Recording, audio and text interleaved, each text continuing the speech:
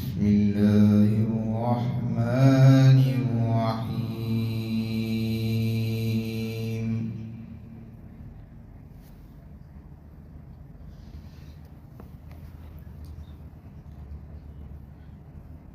أفتطمعون أن يؤمنوا لكم وقد كان فريق منهم يسمعون كلام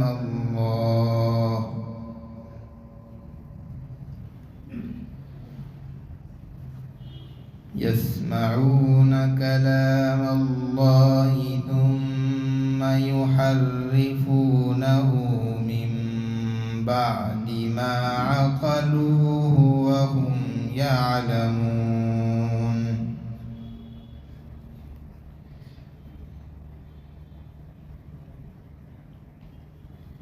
وإذا لقوا الذين آمنوا قالوا آمنا وإذا خلا بعضهم إلى بعض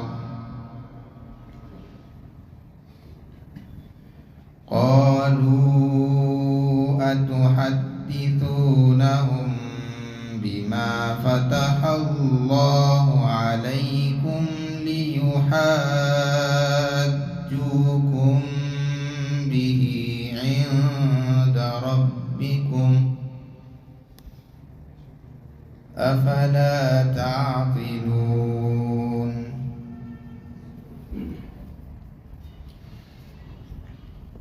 أولا يعلمون أن الله يعلم ما يسرون وما يعلنون. ومنهم أميون لا يعلمون الكتاب إلا أماني وإن هم إلا يظنون.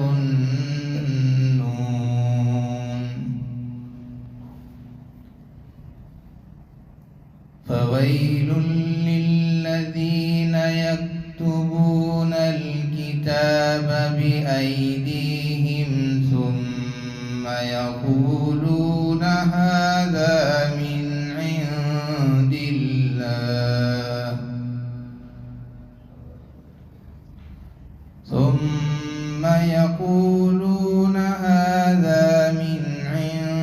الله ليشتروا به ثمنا قليلا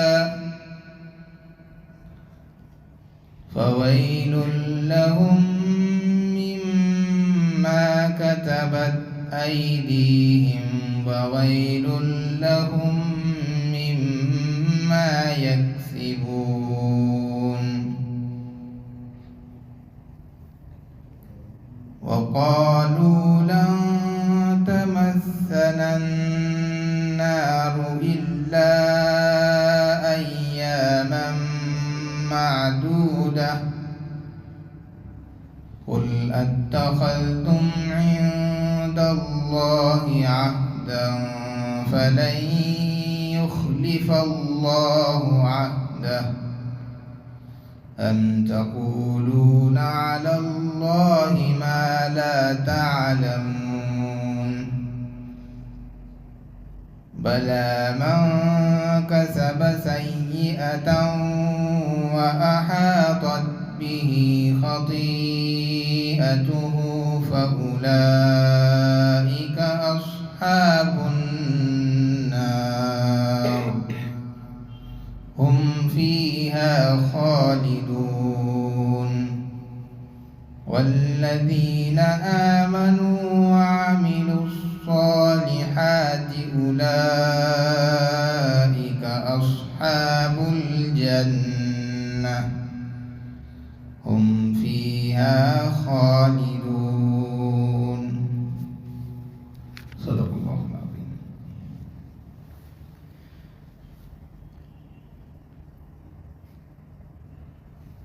کیا تم امید رکھتے ہو، کیا تم طمع کرتے ہو کہ وہ تمہاری بات مانیں گے؟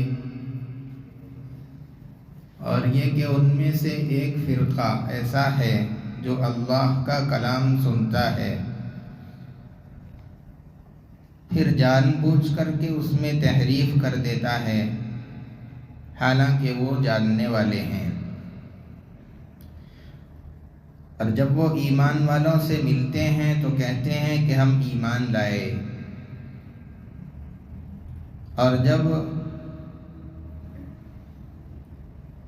وہ آپس میں ایک دوسرے کے ساتھ تنہا ہوتے ہیں تو کہتے ہیں کیا تم وہ باتیں ان کے سامنے بیان کر دیتے ہو جو اللہ تبارک و تعالیٰ نے تم پر واضح کی ہیں، تاکہ وہ اس کے ذریعے سے تمہارے رب کے سامنے حجت قائم کرے۔ کیا تم سمجھ نہیں رکھتے؟ کیا وہ اتنا نہیں جانتے کہ اللہ تبارک و تعالی ان باتوں کو بھی جانتا ہے جو وہ چھپاتے ہیں، اور ان کو بھی جس کو وہ ظاہر کرتے ہیں؟ اور ان میں سے بعض لوگ ان پڑھ ہیں جن کو کتاب کا کچھ علم نہیں مگر چند آرزویں ہیں، ان کے پاس صرف خیالی باتیں ہیں۔ چنانچہ تباہی ہے ان لوگوں کے لیے جو کتاب کو اپنے ہاتھ سے لکھتے ہیں پھر کہتے ہیں کہ یہ اللہ کی طرف سے ہے تاکہ اس کے ذریعے سے تھوڑا سا مال کما لیں۔ تباہی ہے ان لوگوں کے لیے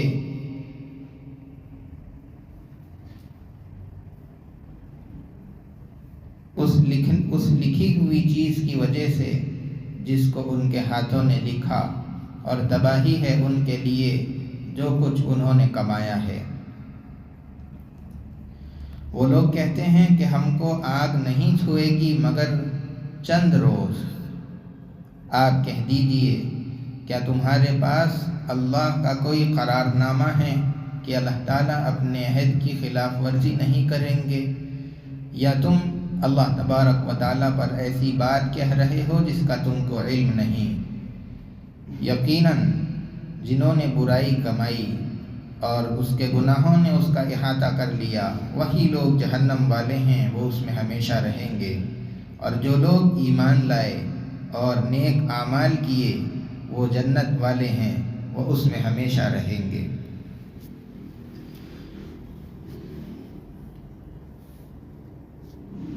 گزشتہ کئی رکوعوں سے اللہ تبارک و تعالیٰ نے بنی اسرائیل کے بہت سارے واقعات، ان پر ہونے والے انعامات اور ان کی نافرمانیوں پر ہونے والی پکڑ اور ان عذابات کا تذکرہ کیا ہے۔ ان سب واقعات کے بیان کر دینے کے بعد میں اللہ تبارک و تعالی اس آیت کے اندر مومنین کو یہودیوں کے ایمان لانے کی جو آرزو اور امید لگی ہوئی ہے اس امید کو ختم کر دینا چاہتے ہیں، اس لیے کہ مومنین اس امید میں اور اس آرزو میں تھے کہ یہودی اگر ایمان لائیں گے تو دوسرے عرب بھی مسلمان ہوں گے، اور اسی امید اور آرزو میں بہت ساری تکلیفیں اور بہت ساری باتیں بھی مسلمان سنا کرتے تھے۔ تو اللہ تبارک و تعالیٰ نے مسلمانوں کی اس آرزو کو، اس امید کو ختم کر کے حقیقتاً مسلمان جن تکلیفوں کو برداشت کر رہے تھے اس سلسلے کو ختم کر دیا ہے۔ اسی لیے اللہ تبارک و تعالیٰ نے اس آیت کے اندر صاف صاف یہ کہہ دیا کہ پچھلے جتنے انعامات ان پر ہوئے اور جتنے انبیاء علیہ السلام کی نافرمانی بنی اسرائیل نے کی، ان سب چیزوں کے کرنے کے بعد بھی کیا آپ کو اس بات کی امید ہے کہ یہ آپ کی بات کو ابھی بھی مانیں گے؟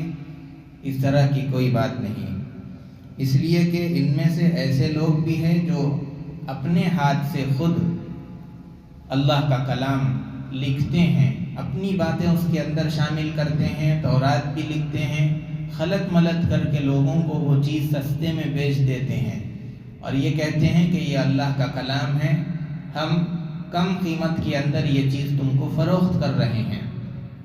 اور یہ جو تحریف کرنے والے ہیں یہ بنی اسرائیل کے علماء تھے۔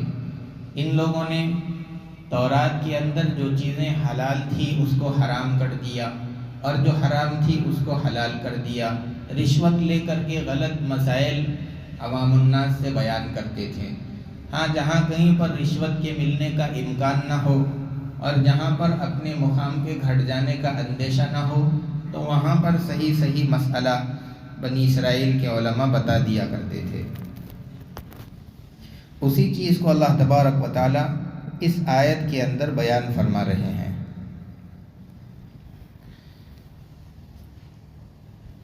اور آگے اللہ تبارک و تعالی نے یہ بات فرمائی کہ جب یہ لوگ مسلمانوں سے ملتے، اپنے ایمان کو ظاہر کرتے اور اپنا اعتماد اور ان لوگوں کا اعتماد حاصل کرنے کے لیے چند ایسی باتیں جو تورات کے اندر اسلام سے، نبی رحمت صلی اللہ علیہ وسلم سے متعلق بیان کی گئی ہیں، وہ باتیں مسلمانوں کو بتلاتے تھے تاکہ ان کا اعتماد حاصل کریں۔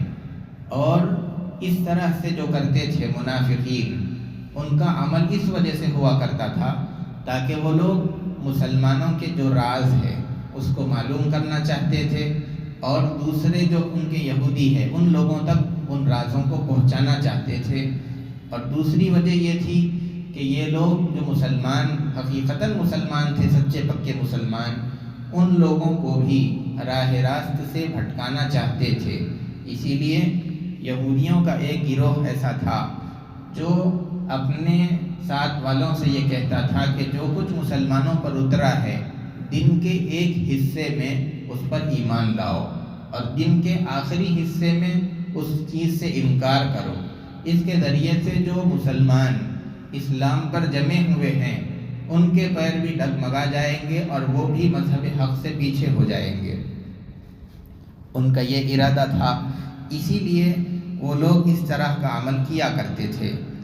حالانکہ یہودی اللہ کے رسول صلی اللہ علیہ وسلم کو خوب اچھی طریقے سے جانتے تھے، اس لیے کہ تورات کے اندر اللہ کے رسول صلی اللہ علیہ وسلم کے علامات، نشانیاں اور آپ کا حلیہ مبارک سب کچھ بیان کر دیا گیا تھا۔ اسی لیے قرآن کریم نے یہ بات بیان فرمائی، یعرفونہ کما یعرفون ابناءہم، جس طریقے سے نشانیوں سے، چہرے سے، علامتوں سے جس طرح ایک باپ اپنے بیٹے کو پہچانتا ہے، ایسے ہی یہودی یہ اللہ کے رسول صلی اللہ علیہ وسلم کو اسی طرح اچھے طریقے پر پہچانتے تھے۔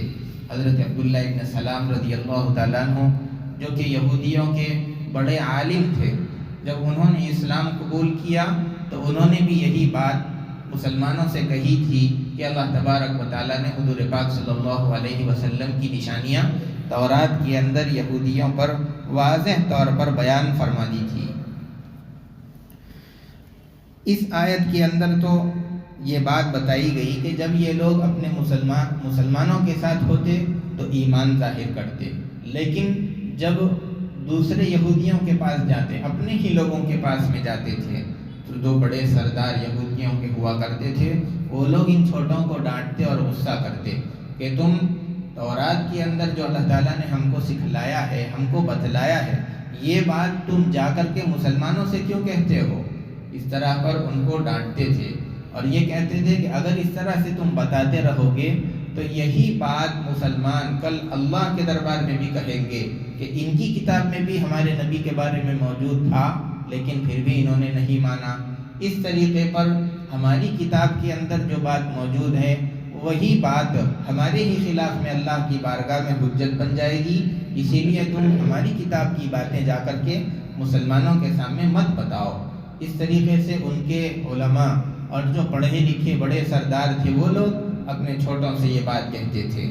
اس آیت کے اندر تو علماء کا اور سرداروں کا تذکرہ ہو گیا۔ آگے اللہ تبارک و تعالیٰ نے ان لوگوں کا تذکرہ فرمایا جو ان پڑھ تھے، پڑھے لکھے نہیں تھے۔ اچھا، اس آیت سے پہلے یہ بات اللہ تعالیٰ فرما رہے ہیں کہ یہ یہودی مسلمانوں سے تو یہ بات چھپا لیں گے، لیکن کیا یہ بات اللہ تبارک و تعالیٰ سے بھی چھپائی جا سکتی ہے؟ اولا یعلمون ان اللہ یعلم ما یسرون وما یعلنون، کیا وہ نہیں جانتے اس بات کو کہ اللہ تعالیٰ چھپی ہوئی بات کو بھی اور ظاہر ہونے والی بات، ہر بات کو اللہ تعالیٰ جانتے ہیں۔ تو یہ لوگ اگرچہ کہ مسلمانوں سے اپنی کتاب کی باتوں کو چھپا لے، لیکن اللہ سے ان باتوں کو یہ لوگ نہیں چھپا سکتے۔ اس کے بعد میں اللہ تبارک و تعالیٰ فرماتے ہیں وَمِنْهُمْ أُمِّيُّونَ، امی کہتے ہیں ایسے آدمی کو جو پڑھنا نہیں جانتا، ٹھیک طریقے سے لکھنا بھی نہیں جانتا۔ تو ان میں بعض ایسے بھی تھے جو کتاب سے ان کا کوئی تعلق نہیں تھا، تورات سے ان کا کوئی تعلق نہیں تھا، بلکہ جو کچھ ان لوگوں نے اپنے بڑوں سے سنا تھا وہی باتوں کو سینہ بسینہ منتقل کرتے رہتے تھے اور اسی طریقے پر وہ باتوں کو دہرایا کرتے تھے۔ تو ان کا کتاب تورات سے ان کا کوئی تعلق نہیں تھا۔ اسی بات کو اس آیت کے اندر ذکر کیا گیا اور ساتھ میں یہ بات بھی ظاہر کر دی گئی، جس طریقے سے پڑھے لکھے لوگوں کو مسلمانوں کے ساتھ دشمنی تھی، ایسے ہی جو ان پڑھ تھے، ان پڑھ اور پڑھے لکھے یہودی دونوں مسلمانوں کے ساتھ دشمنی کے اندر برابر تھے۔ آگے اللہ فرماتے ہیں فَوَيْلٌ لِّلَّذِينَ يَكْتُبُونَ الْكِتَابَ بِأَيْدِيهِمْ۔ اب یہاں پر ایک مرتبہ پڑھے لکھوں کا، پھر اس کے بعد میں ان پڑھوں کا ذکر کرنے کے بعد اللہ تبارک و تعالیٰ نے دوبارہ پڑھے لکھے لوگوں کی مذمت بیان کی، اس لیے کہ جو یہ ان پڑھ تھے یہ گمراہ اس لیے ہوئے کیونکہ پڑھے لکھے لوگوں نے، علماء نے ہی ان کو گمراہی کے راستے پر لگا دیا تھا۔ غلط سلط مسئلے پڑھے لکھے لوگوں نے ان کو بتائے تھے اور غلط راستے پر لانے میں اصل وجہ اور اصل سبب پڑھے لکھے لوگ بن گئے تھے۔ اسی لیے یہ جو ان پڑھ تھے ان کی گمراہی کا سبب وہ علماء بنے جو دین کا علم رکھنے والے تھے، جو مذہب کو جاننے والے تھے۔ اسی لیے دوبارہ آگے والی آیت کے اندر اللہ تبارک و تعالیٰ نے ان علماء کی اور ان پڑھے لکھے لوگوں کی مذمت بیان فرمائی۔ چنانچہ اللہ تعالیٰ کہتے ہیں کہ یہ لوگ جو پڑھے لکھے ہیں اپنے ہی ہاتھ سے کتاب لکھتے ہیں، تورات کا کچھ حصہ لکھا اور اپنی طرف سے اس کے اندر کچھ حصہ لکھا، کچھ تحریف کر دی، معنی بدل دیے یا الفاظ بدل دیے، یا اسی طریقے پر کچھ لفظ ہوتا ہے اس کی کچھ الگ اپنی طرف سے تفسیر بیان کر دی، اس طریقے پر تحریف کر دیتے تھے اور اللہ کی کتاب کہہ کر کے اس کو لوگوں کے ہاتھ فروخت کرتے تھے اور اس کے ذریعے سے دنیاوی مال کمایا کرتے تھے۔ ان کے لیے جو کچھ انہوں نے لکھا اس کی وجہ سے تباہی ہے، اور جو مال انہوں نے کمایا اس کمائی کی وجہ سے بھی ان پر تباہی اور بربادی ہے۔ یہودی اور نصارہ یہ دونوں لوگوں کا کہنا یہ تھا کہ ہم جہنم کے اندر نہیں جائیں گے، اور اگر جائیں گے بھی تو مختصر ایام کے واسطے جائیں گے، پھر نکل کر کے ہم کو جنت کے اندر بھیج دیا جائے گا۔ ان کی اس بات کی تردید میں اللہ تبارک و تعالیٰ نے یہاں پر آیت نازل فرمائی۔ وہ لوگ کہتے ہیں وَقَالُوا لَن تَمَسَّنَا النَّارُ، کہ ہم کو آگ نہیں چھوئے گی إِلَّا أَيَّامًا مَعْدُودَةً، چند دن کے واسطے۔ یہودی یہ کہتے تھے، ان کے دو نظریے تھے۔ ایک تو ماننا یہ تھا کہ دنیا کی ساری عمر 7000 سال ہے اور ہر 1000 سال کے بدلے میں ایک دن ہم کو جہنم کے اندر ڈالا جائے گا۔ تو اس طریقے پر یہودیوں کا ماننا یہ تھا کہ چونکہ 7000 کے مقابلے میں 7 دن ہوں گے، اسی لیے ہم جہنم کے اندر صرف 7 دن جائیں گے، اس کے بعد نکل کر کے جنت میں چلے جائیں گے۔ اور دوسرا ان کا نظریہ یہ تھا کہ موسیٰ علیہ السلام جس وقت آپ کو طور پر تورات لانے کے لیے گئے تھے، اس 40 دن میں بنی اسرائیل جو یہودی تھے وہ لوگ بچڑے کی پوجا کرنے لگ گئے تھے، تو ان 40 دنوں میں ان سے جو شرک ہوا تھا، صرف ان 40 دنوں کی سزا کے طور پر 40 دن تک جہنم میں ان کو رکھا جائے گا، پھر اس کے بعد وہاں سے نکال کر کے جنت میں ان کو ڈال دیا جائے گا۔ سارے یہودیوں کا یہی ماننا ہے۔ سوچنے والی بات یہ ہے کہ اللہ کے رسول صلی اللہ علیہ وسلم کے زمانے میں جو یہودی تھے ان لوگوں نے تو بچڑے کی پوجا نہیں کی۔ حضرت موسیٰ علیہ السلام کے زمانے کے یہودیوں نے کی، لیکن حضور کے زمانے کے یہودیوں نے بچڑے کی پوجا نہیں کی تھی۔ لیکن پھر بھی حضور کے زمانے کے یہودی یہی مانتے تھے کہ وہ بھی 40 دن ہی جہنم کے اندر جائیں گے۔ تو یہ کیسے ہو سکتا ہے کہ گناہ کوئی کرے اور اس کی سزا میں کوئی دوسرا آدمی جہنم کے اندر چلا جائے؟ یہ عقل سے باہر والی بات ہے۔ اسی طریقے پر عیسائیوں کا نظریہ یہ ہے کہ حضرت عیسیٰ علیہ السلام سولی پر لٹکا دیے گئے تھے اور انہوں نے جتنے عیسائی ہیں سب کے گناہوں کا کفارہ ادا کر دیا، اب کوئی آدمی کتنا ہی گناہ کرتا رہے، سارا کا کفارہ چونکہ ادا ہو چکا ہے حضرت عیسیٰ علیہ السلام کے ذریعے، اسی لیے اب کوئی آدمی گناہ کرنے کے بعد بھی گناہ گار نہیں رہے گا، جہنم کے اندر نہیں جائے گا، اس کو سزا نہیں ملے گی۔ یہ بات بھی بالکل غلط ہے، اس لیے کہ حضرت عیسیٰ علیہ السلام ان کے نظریے کے مطابق سولی دیے گئے آج سے 2000 سال پہلے۔ اب اگر کوئی آدمی آج کے زمانے کے اندر گناہ کرتا ہے تو یہ کیسے ہو سکتا ہے کہ گناہ کرنے سے پہلے ہی کوئی سزا جاری کر دی جائے اور سزا دے دی جائے؟ تو یہ بات بھی بالکل غلط ہے۔ اور ان لوگوں کا یہ کہنا کہ ہم لوگ چند دن جہنم کے اندر جائیں گے، اس کے بعد نکال کر کے جنت میں بھیج دیے جائیں گے، یہ بالکل ان کی فضول بات تھی۔ اسی کے جواب میں اللہ تبارک و تعالیٰ ان سے پوچھ رہے ہیں کہ تم یہ کیسے کہہ رہے ہو کہ ہم جہنم میں چند دن جائیں گے؟ کہ اللہ تعالیٰ نے تم کو کوئی قرار نامہ دیا ہے، کوئی عہد نامہ لکھ کر کے دیا ہے کہ اتنے ہی دن تم کو بھیجا جائے گا، پھر اس کے بعد میں جہنم سے نکال کر کے جنت کے اندر بھیج دیا جائے گا؟ یا تم ایسی ہی بات کہتے ہو جس کا تم کو علم نہیں ہے؟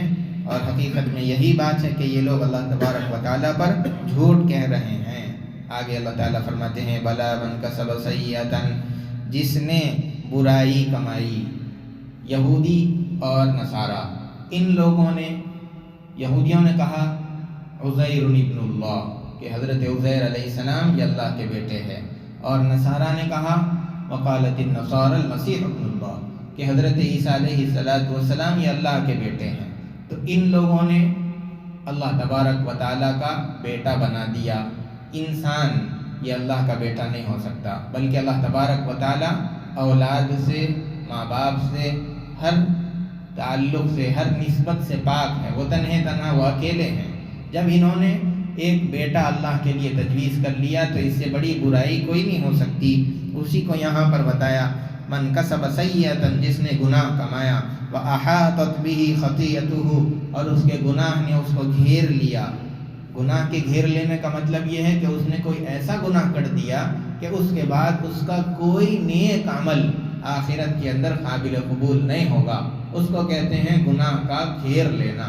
اور گناہ کے گھیر لینے کا مطلب یہ ہے کہ آدمی کے ظاہر کو بھی اور آدمی کے باطن کو بھی گناہ گھیر لے، اور وہ صرف ایک گناہ ہے، کفر اور شرک۔ اس کے کرنے کے بعد میں آخرت میں آدمی کا کوئی نیک عمل قبول نہیں ہوتا ہے۔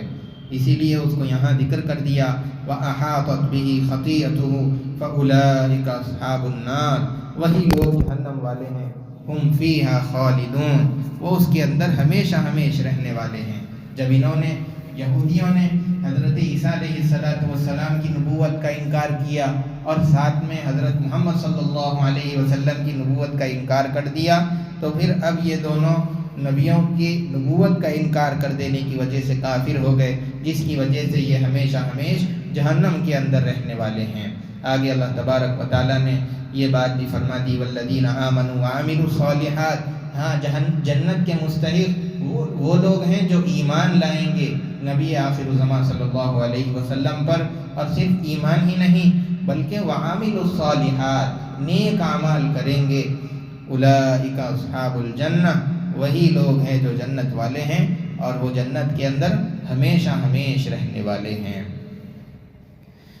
اللہ تبارک و تعالی ہم تمام کو قرآن کریم کی روشنی میں صحیح راستے پر چلنے کی توفیق عطا فرمائے، سیدھا راستہ ہم سب کو سمجھائے اور اس پر استقامت کے ساتھ آخری سانس تک چلتے رہنے کی توفیق عطا فرمائے۔